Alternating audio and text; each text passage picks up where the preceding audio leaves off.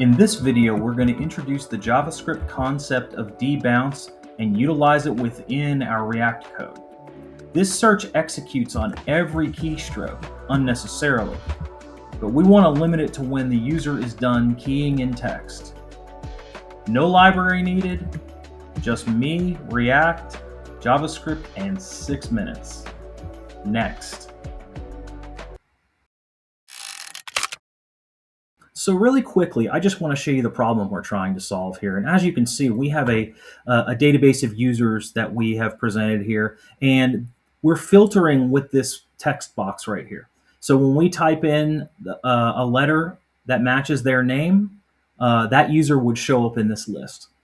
So I've already implemented the debounce, but to show you the equivalent of what the problem was, if I enter in A, and you'll see only users with A in their name show up, and then L, and then A, and then N. Obviously, we end up with only Alan there. The issue is this: no matter what speed I type this at, it was still going to execute 4 times, 1 for each letter I type in. Whereas the natural way of doing things is this. As you can see, right now we have 8 attempts, but only 5 searches executed. If I type Alan really fast, right? You can see that the number of attempts that would have been made prior to was 14, but now we only increased 1 or 2 here because of my lack of speed in typing. It should have only been 1, but it only increased twice here.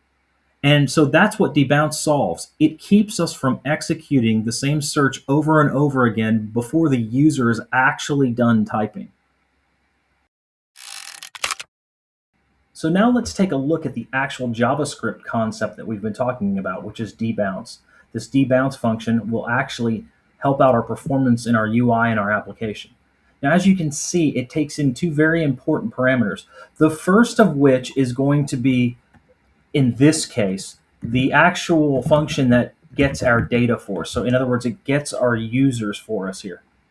The second parameter is going to be the time delay that we want to wait, for example, 1,000 milliseconds or 1 second, that after the last keystroke of the end user, that we want to actually execute this function. So in other words, the user enters A and then waits a second, then that means it's going to search on A. If the user enters ALAN really fast, then it's not going to actually execute until ALAN has been entered, because it won't be beyond that delay here. So if you imagine in the React code, what we'll do is we'll call this debounce function, and it will return this function right here with the function we passed in and the delay already baked in here. Then every time the user clicks a key within that text box, it's going to clear the current timer and reset it again. At a certain point where the user stops keying in numbers, this will eventually inside be allowed to execute and then perform the get on the users that we want and then show them on the UI. Simple as that. So now let's look at our React component side by side with our debounce function that we have over here in JavaScript. You'll notice here at the top, and I'm going to try to only focus on the code that matters for this concept to make it a little bit easier. You'll notice here, this is where we make the call to get this function from here. So we make the call to debounce, we pass in the getData function, as I mentioned, and the delay or the timeout time. So we get this function now, and now this function is available to our component to call as need be. Now I'm going to walk through this chronologically to show you how this works. So we go down to the UI, right? And I'll switch to the UI real quick. So we're in this text box and we type a letter, A. So on this, this is the input for that. On this, we pass A into this handle search change function that's above. And what that does is that sets our search text state up top. And then this is just a line for our testing purposes. It's not even important. It's not a prod line, so we can ignore that. And then our debounce function is here. So we're passing the A in here. And then what happens is it executes this. And so if there was a former key that had already been hit and it's within that delay range, the clear timeout clears that out and starts the timer again.